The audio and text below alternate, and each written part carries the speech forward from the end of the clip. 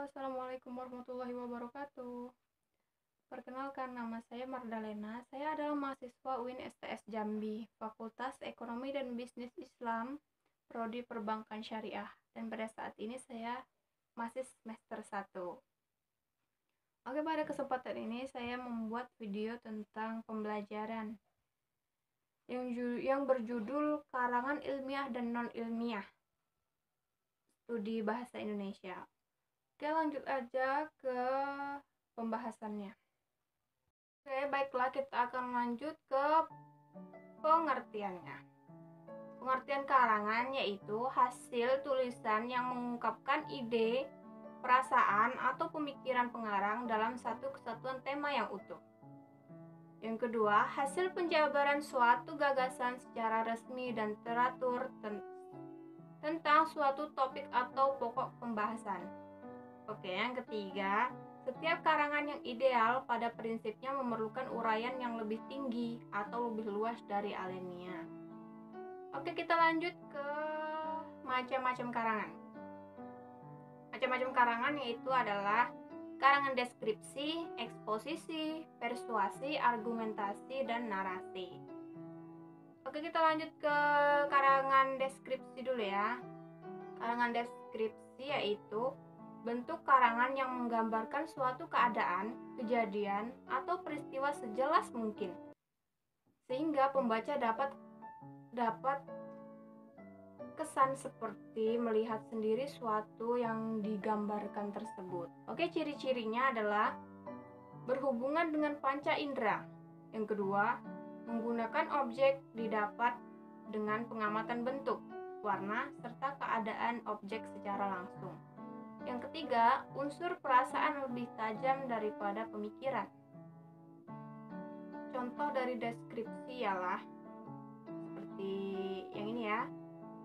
Itu lapangan sekolah kami berada tepat di tengah-tengah gedung sekolah. Di setiap sisi lapangan terdapat taman-taman kecil dengan aneka bunga dan tumbuhan lainnya. Lapangan tersebut berukuran setengah 100 x 120 meter. Lumayan luas, bukan?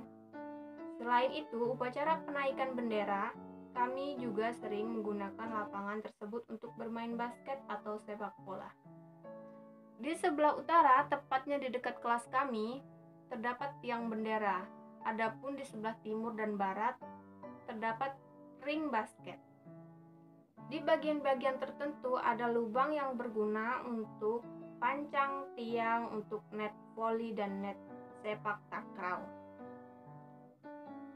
Oke, itu tadi contoh dari deskripsi. Kita lanjut ke karangan eksposisi. Karangan eksposisi ialah, baiklah, kita akan lanjut lagi ke karangan eksposisi. Karangan eksposisi ialah salah satu bentuk wacana atau karangan yang bermaksud menjelaskan, mengembangkan, atau menerangkan sesuatu gagasan. Tujuannya untuk menambah pengetahuan pembaca tanpa berusaha untuk mengubah pendirian atau mempengaruhi sikap si pembaca tersebut. Oke, kita lanjut ke ciri-ciri eksposisi. Yaitu yang pertama, menjelaskan informasi agar pembaca mengetahuinya. Yang kedua, menyatakan sesuatu yang benar-benar terjadi atau faktual ya. Terus yang ketiga, tidak terdapat unsur mempengaruhi atau memaksakan kehendak. Yang keempat, menunjukkan analisis atau penafsiran secara objektif terhadap fakta yang ada. Nomor 5, menunjukkan sebuah peristiwa yang terjadi tentang proses kerja sesuatu. Contoh dari karangan eksposisi ini ialah Kantor Gubernur Kepala Daerah tingkat 1 Sulawesi Tengah yang representatif kini mulai dibangun di Palu. Setelah tertunda 2 tahun, pengembangan kantor di Jalan Samratulangi, Palu Timur itu direncanakan rampung 2-3 tahun mendatang. Dengan biaya sekitar 10 miliar rupiah. Demikian keterangan Syekh Wilda Sulteng Amor Mukhasim. Di Palu ia menjelaskan, untuk tahap pertama, Setan Membangun Sayap dapat dirampungkan Februari 1996. Oke, kita lanjut lagi ke karangan persuasi. Karangan persuasi ialah bentuk wacana yang tujuannya adalah meyakinkan, mengajak, atau membangkitkan sesuatu tindakan dengan mengemukakan alasan-alasan yang kadang-kadang agak emosional. Oke, ciri-ciri dari karangan persuasi ini ialah menentukan tema atau topiknya. Oke, yang kedua merumuskan tujuan, lalu mengumpulkan data dari berbagai sumber, lalu menyusun kerangka karangan, dan terakhir mengembangkan kerangka karangan menjadi karangan persuasi. Oke, contoh dari persuasi ini ialah salah satu penyakit yang perlu kita waspadai di musim hujan ini adalah infeksi saluran pernafasan akut ataupun ISPA. Untuk mencegah ISPA, kita perlu mengonsumsi makanan yang bergizi, minum vitamin dengan antioksidan. Selain itu, kita perlu istirahat yang cukup, tidak merokok, dan rutin berolahraga. Oke, kita lanjut lagi ke karangan argumentasi. Karangan argumentasi ialah sebuah karangan yang berusaha meyakinkan atau membuktikan kebenaran suatu pernyataan, pendapat, sikap, atau keyakinan. Dalam argumentasi ini, sesuatu gagasan atau pernyataan dikemukakan dengan alasan yang kuat dan meyakinkan sehingga orang yang membacanya akan terpengaruh untuk membenarkan pernyataan, pendapat, dan sikap yang diajukan. Adapun ciri-ciri dari argumentasi ialah 1. Berusaha meyakinkan pembaca agar membenarkan gagasan pengarang sehingga kebenaran itu diakui oleh si pembaca. Yang kedua, kita akan lanjut ke ciri-ciri argumentasi. Membuktikan. Yang pertama, berusaha meyakinkan pembaca akan kebenaran gagasan pengarang sehingga kebenaran itu diakui oleh pembaca. Yang kedua, pembuktian dilengkapi dengan data, grafik, fakta, tabel, dan gambar. Yang ketiga, dalam argumentasi, pengarang berusaha mengubah sikap, pendapat, atau pandangan si pembaca. Yang keempat, dalam pembuktian sesuatu, pengarang menghindari keterlibatan emosi dan menjauhkan subjektivitas. Oke, yang kelima, dalam membuktikan kebenaran pendapat pengarang, kita dapat menggunakan bermacam-macam pola pembuktian. Itu tadi adalah ciri-ciri dari argumentasi. Oke, kita masuk ke dalam contoh dari argumentasi tersebut. Contohnya ialah jiwa kepahlawanan harus senantiasa dipupuk dan dikembangkan karena dengan jiwa kepahlawanan, pembangunan di negara kita dapat berjalan dengan sukses. Jiwa kepahlawanan akan berkembang menjadi hal-hal dan nilai-nilai dan sifat kepribadian yang luhur, berjiwa besar, bertanggung jawab, berdedikasi, loyal, tangguh, dan cinta terhadap sesama. Semua sifat ini sangat dibutuhkan untuk mendukung pembangunan di berbagai bidang. Oke, kita lanjut lagi ke karangan narasi. Karangan narasi adalah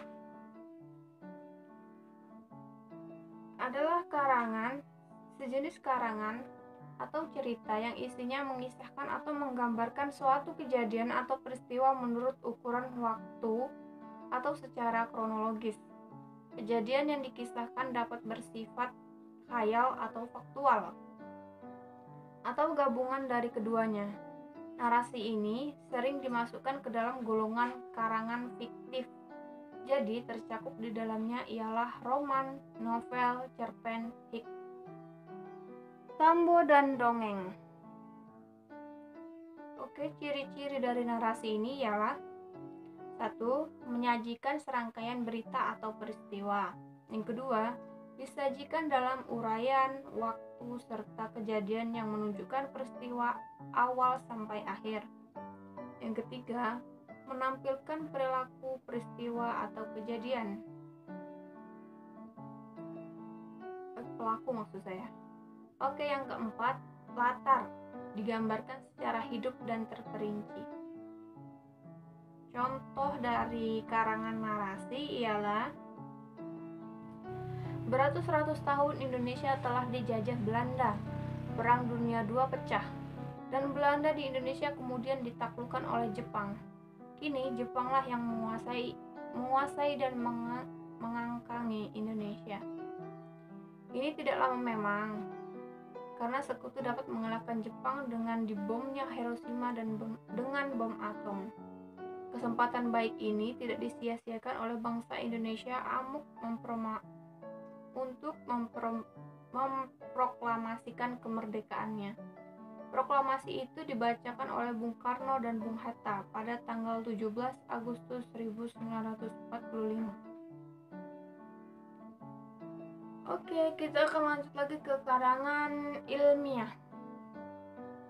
Merupakan suatu karangan atau tulisan yang diperoleh sesuai dengan sikap keilmuannya dan didasari oleh hasil pengamatan, peninjauan, penelitian dalam bidang tertentu, disusun menurut metode tertentu dengan sistematika penulisan yang bersantun bahasa dan isinya dapat dipertanggungjawabkan kebenarannya. Oke, kita lanjut lagi tujuan dan jenis karangan ilmiah. Yaitu 1, memberikan penjelasan. Yang kedua, memberi komentar atau penilaian. Yang ketiga, memberi saran. Yang keempat, menyampaikan sanggahan serta membuktikan hipotesa.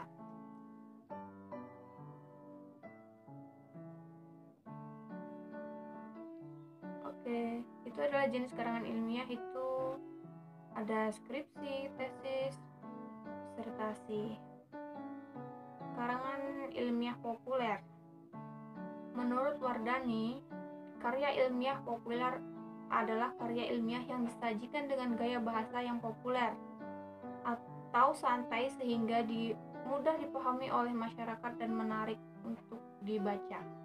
Contoh, artikel, editorial, opini, tips, reportase, dan resensi buku. Oke, adapun ciri-cirinya ialah 1. Emotif adalah kemewahan dan cinta lebih menonjol, tidak sistematis, lebih mencari keuntungan dan sedikit informasi. Kedua, persuasif ialah penilaian faktor tanpa bukti, bujukan untuk meyakinkan pembaca, mempengaruhi sikap, cara berpikir pembaca, dan cukup informatif.